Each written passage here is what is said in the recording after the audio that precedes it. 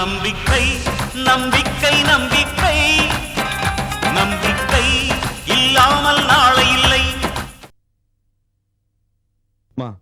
இப்ப ஜெயந்தி பத்தி பேச வேண்டாமே. பாவம், அவ மனசுல எந்த ஆசையும் வச்சுக்காம ஒதுங்கி இருக்கா.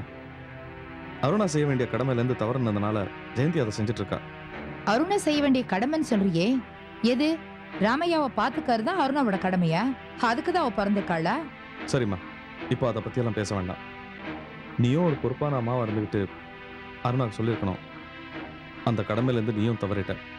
இதெல்லாம் உனக்கு ஜெயந்தி சொல்லி கொடுத்தாளா? உனக்கா இவ்வளவு தூரம் பேச தெரியாதே? ஏமா இப்படி ஜெயந்தி மேல காழ்ப்புணர்ச்சி காட்டுற? பாவம், அவ ஜெயில வந்து என்னை பார்த்து எப்படி அழுதா தெரியுமா? ஆனா என்னை பார்க்க நீங்க 2 பேரும் தான் வரவே இல்லையே. நான் என்ன ரேப் பண்ணிட்டா ஜெயிலுக்கு போனேன்? இல்ல பேங்க் ராபரி பண்ணிட்டு போனேனா? நம்ம குடும்பத்துக்காக தான் நம்ம போனேன். நம்ம கம்பெனில வேலை செய்யறவங்களுக்கு தீபாவளி போனஸ் நிக்க கூடாதுங்கிற ஒரு நல்ல எண்ணத்துல தானே அந்த 10 லட்ச ரூபாய் செக்கை என்னால பாஸ் பண்ண முடியல.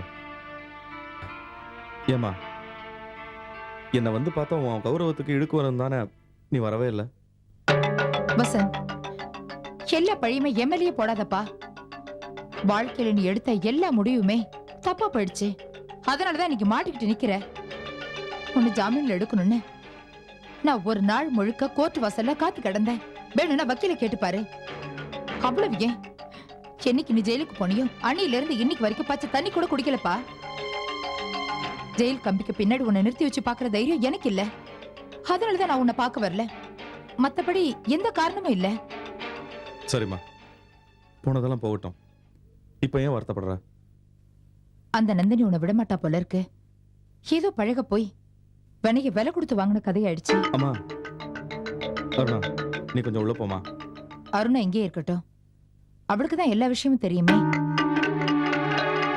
என்னம்மா சொல்ற நீ? நந்தினி போன் பண்ணி பேசும்போது அருணா கேட்டுட்டா. அருணாவுக்கும் தெரியட்டும், அவளும் இந்த வீட்டுல ஒருத்தி தானே.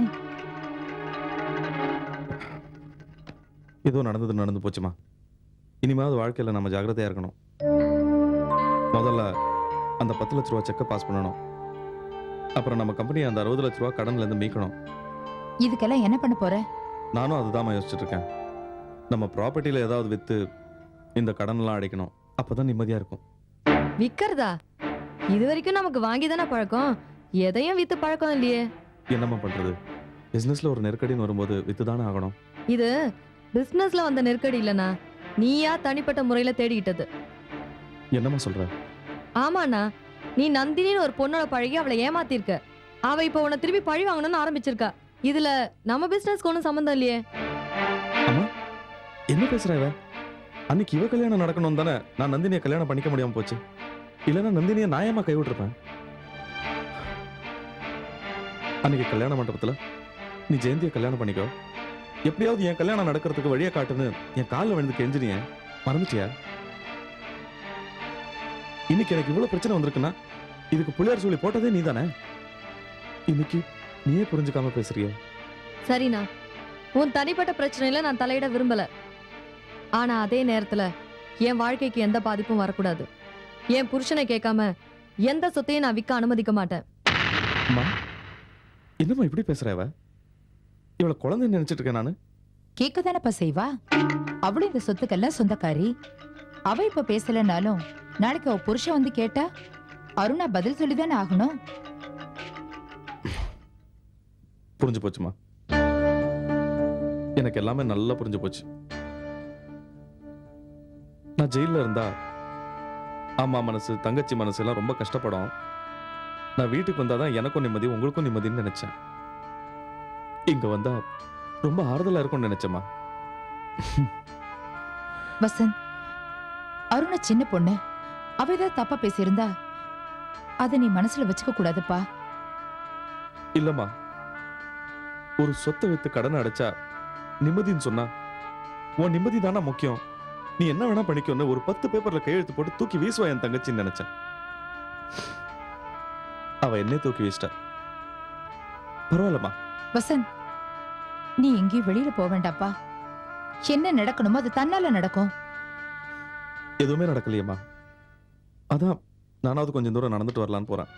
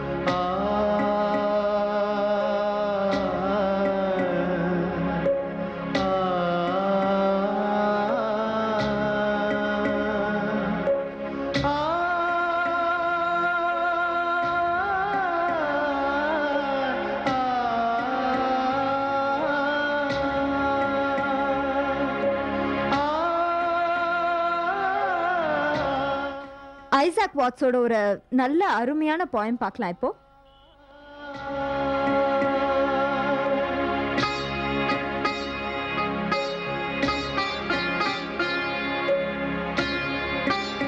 A busy bee, how doth the little busy bee improve each shining hour and gather honey all the day from every opening flower.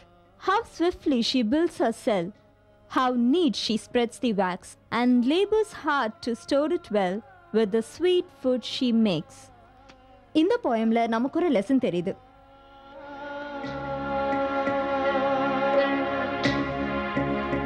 நம்ம எல்லாரும் வந்து பி மாதிரி ரொம்ப பிஸியா ரொம்ப ஹார்ட் ஒர்க்கிங்கா இருக்கணும். அதுவும் குழந்தைங்க நீங்க எல்லாம் ரொம்ப ஆக்டிவா ஸ்மார்ட்டா இருக்கணும். ஓகே,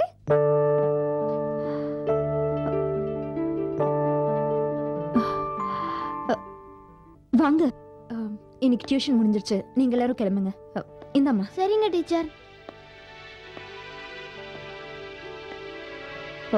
உட்காருங்க.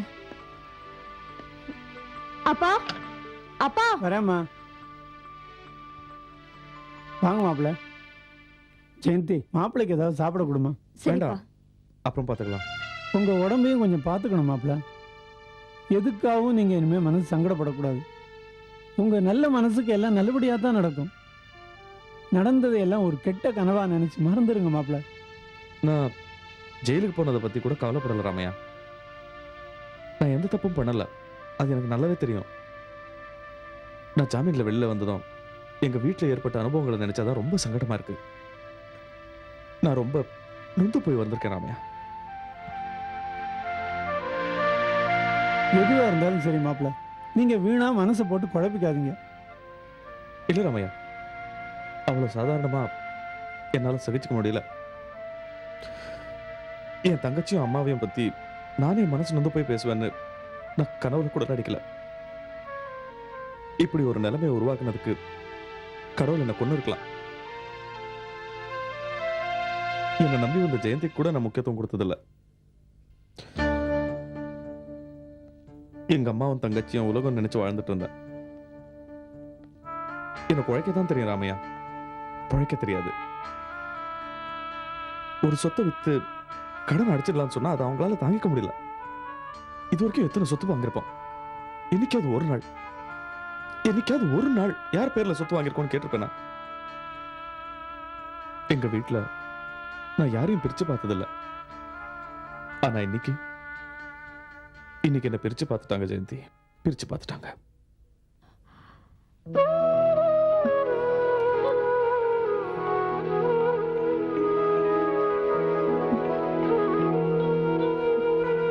விடுங்க மாப்பிள்ள, உங்க திறமைக்கு இதை போல எவ்வளவோ சம்பாதிக்கலாம். இன்னைக்கு இந்த சொத்து விற்கிற அளவுக்கு வந்ததுக்கு நான் தான் காரணம். அருணா சொல்றேன், என் உழைப்புல இந்த குடும்பத்துக்கு எவ்வளவு சொத்து சேர்த்திருப்பேன். ஒரு தடவை அருணா டூருக்கு போயிருக்கும்போது ஒரு 30,000 ரூபாய் வைரக்கம்மலை தொலைச்சிட்டா. எங்க அம்மா கூட அவளை நல்லா திட்டினாங்க. நான் ஒரு வார்த்தை கூட பேசல. அது மட்டும் இல்ல, அந்த கம்மலை தொலைச்சிட்டுமேங்கிற ஃபீலிங் அவளுக்கு வரக்கூடாதுன்னு மறுநாள் அதே மாதிரி இன்னொரு வைர கம்மலை வாங்கி போட்டேன். ஆனா இன்னைக்கு அருணா என்னையே கேவலமா பேசிட்டா. அருணாவுக்கு உலகம் தெரிஞ்ச அளவு கூட எனக்கு தெரியாம போச்சு. கவலைப்படாதீங்க மாப்பிள்ள. இந்த உலகத்துல யாரும் கெட்டவங்களா பிறக்கிறது கிடையாது. சந்தர்ப்பமும் சூழ்நிலையும் தான் அந்த மாதிரி மாத்திடுது, அவ்வளவுதான். ஏன் ஜெயந்தி, உன்னை கூட பல தடவை அவன் மனசு நோக்கிற மாதிரி பேசியிருக்காங்கன்னு எனக்கு நல்லாவே தெரியும். இவ்வளவு நடந்தும் அவங்க மேல கோவம் இல்லையா? என்கிட்ட ஒரு வார்த்தை கூட அவங்கள பத்தி நீ தப்பா பேசினது இல்லையே? நான் எங்க பேசணும்? அவங்கள பத்தி தப்பா பேசுறதுக்கு நான் யாரு? புருஷன் வேணும்னு நினைக்கிற எந்த பொண்ணும் மாமியாரை வெறுக்க கூடாது. அவங்க உங்களை பெத்தவங்க. அவங்க இல்லைன்னா நீங்க ஏதுங்க?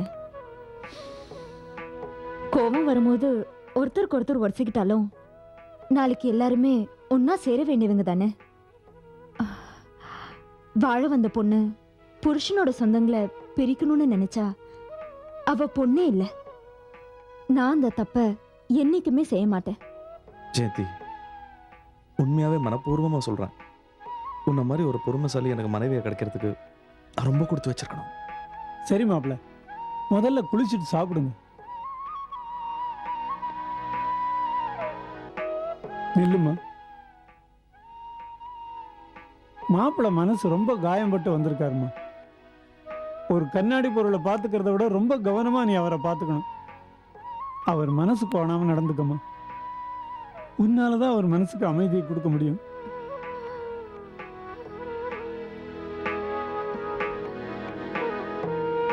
சரிப்பா.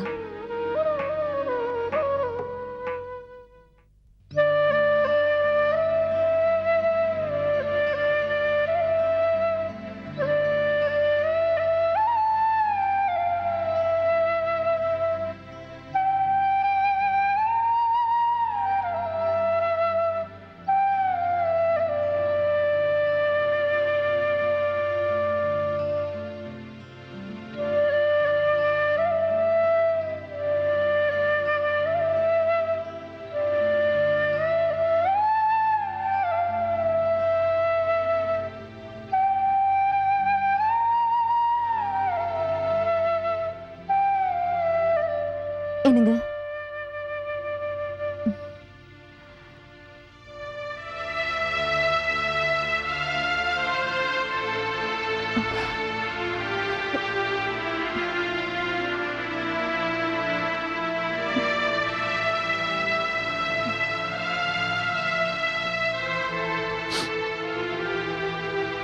என்னங்க இன்னும் அழுதுட்டு இருக்கீங்க?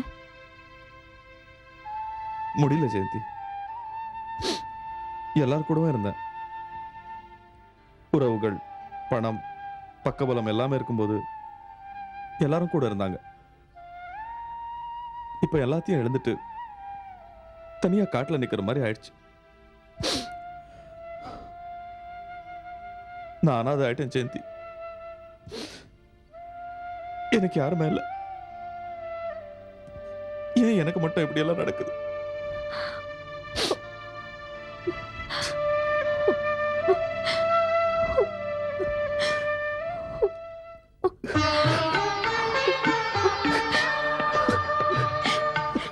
எல்லாம் சரியாடும். எல்லாம் சரியாடும். உங்க கூட நான் எப்போ இருப்பேன்.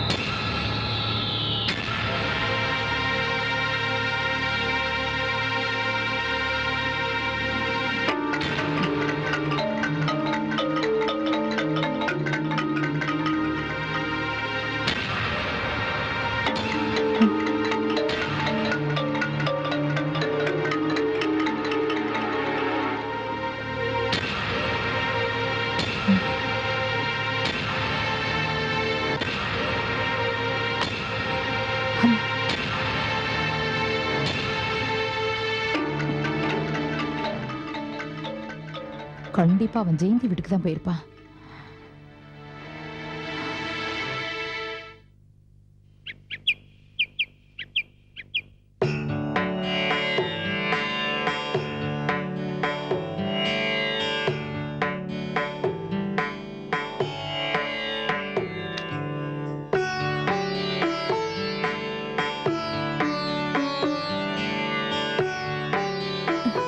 அப்பா என்ன ஆசீர்வாதம் பண்ணுங்கப்பா. நல்லா இருமா. என் பொண்ணு வாழ ஆரம்பிச்சிட்டேன். இனிமே எனக்கு கவலையே இல்லை. தீர்க்க சுமங்கலியா இருமா. வாங்க மாப்பிள்ள, என்ன அதுக்குள்ள புறப்பட்டீங்க? டிஃபன் சாப்பிட்டு கிளம்பலாமே. இல்லை ஜெயந்தி, எனக்கு லேட் ஆகுது. நான் அம்மா வீட்டுக்கு போயிட்டு அப்படியே ஆஃபீஸ் போடுறேன். நீ அப்புறம் எனக்கு ஃபோன் பண்ணு. சரிங்க. நான் வரேம்மாவா. ஜெயந்தி அனுப்பிச்சிட்டு வந்தேன்.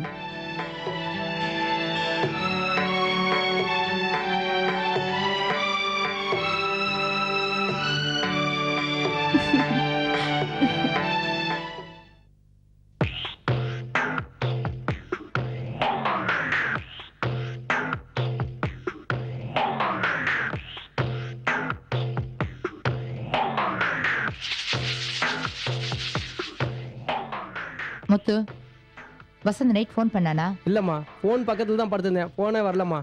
சரி, போய் வேலையை பாரு.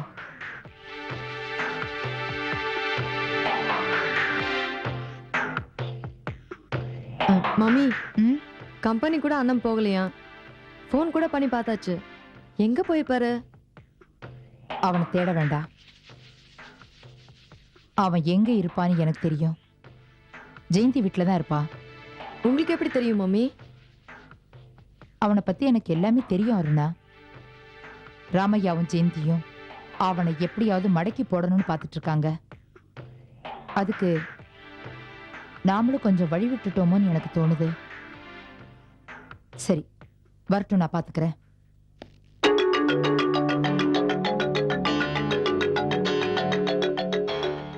வசந்த்,